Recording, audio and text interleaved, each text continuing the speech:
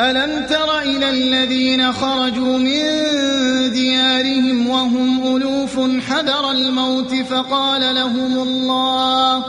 فقال لهم الله موتوا ثم أحياهم إن الله لذو فضل على الناس ولكن أكثر الناس لا يشكرون. تم نے ان لوگوں کے حال پر بھی کچھ غور کیا جو موت کے ڈر سے اپنے گھر بار چھوڑ کر نکلے تھے اور ہزاروں کی تعداد میں تھے. اللہ نے ان سے فرمایا مر جاؤ، پھر اس نے ان کو دوبارہ زندگی بخشی. حقیقت یہ ہے کہ اللہ انسان پر بڑا فضل فرمانے والا ہے، مگر اکثر لوگ شکر ادا نہیں کرتے.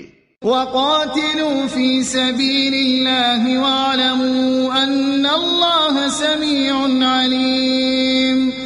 مسلمانوں اللہ کی راہ میں جنگ کرو اور خوب جان لو کہ اللہ سننے والا اور جاننے والا ہے. من ذا الذي يقرض الله قرضا حسنا فيضاعفه له أضعافا كثيرة والله يقبض ويبسط وإليه ترجعون. تم میں کون ہے جو اللہ کو قرض حسن دے تاکہ اللہ اسے کئی گنا بڑھا چڑھا کر واپس کرے؟ گھٹانا بھی اللہ کے اختیار میں ہے اور بڑھانا بھی، اور اسی کی طرف تمہیں پلٹ کر جانا ہے. أَلَمْ تَرَ إِلَى الْمَلَإِ مِنْ بَنِي إِسْرَائِيلَ مِنْ بَعْدِ مُوسَى إِذْ قَالُوا لِنَبِيٍّ لَهُمُ ابْعَثْ لَنَا مَلِكًا نُقَاتِلْ فِي سَبِيلِ اللَّهِ قال هل عسيتم إن كتب عليكم القتال ألا تقاتلوا قالوا وما لنا ألا نقاتل في سبيل الله وقد أخرجنا من ديارنا وأبنائنا فلما كتب عليهم القتال تولوا إلا قليلا منهم واللہ علیم بالظالمین.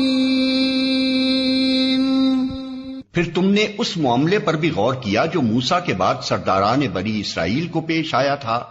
انہوں نے اپنے نبی سے کہا ہمارے لیے ایک بادشاہ مقرر کر دو تاکہ ہم اللہ کی راہ میں جنگ کریں. نبی نے پوچھا کہیں ایسا تو نہ ہوگا کہ تم کو لڑائی کا حکم دیا جائے اور پھر تم نہ لڑو؟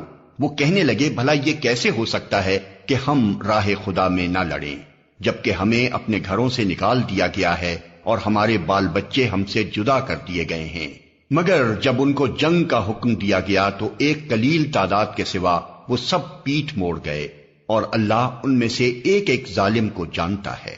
وقال لهم نبيهم إن الله قد بعث لكم طالوت ملكا قالوا أنا يكون له الملك علينا ونحن أحق بالملك منه ولم يؤت سعة من المال قال إن الله اصطفاه عليكم وزاده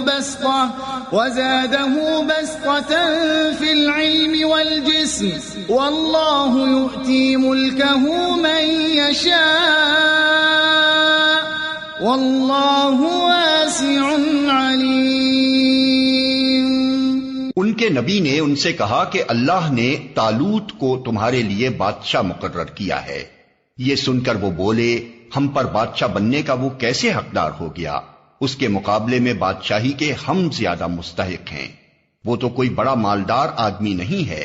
نبی نے جواب دیا اللہ نے تمہارے مقابلے میں اسی کو منتخب کیا ہے اور اس کو دماغی اور جسمانی دونوں قسم کی اہلیتیں فراوانی کے ساتھ عطا فرمائی ہیں، اور اللہ کو اختیار ہے کہ اپنا ملک جسے چاہے دے.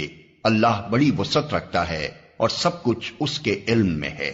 وقال لهم نبيهم إن آية ملكه أن يأتيكم التابوت فيه سكينة من ربكم وبقية مما ترك آل موسى وآل هارون تحمله الملائكة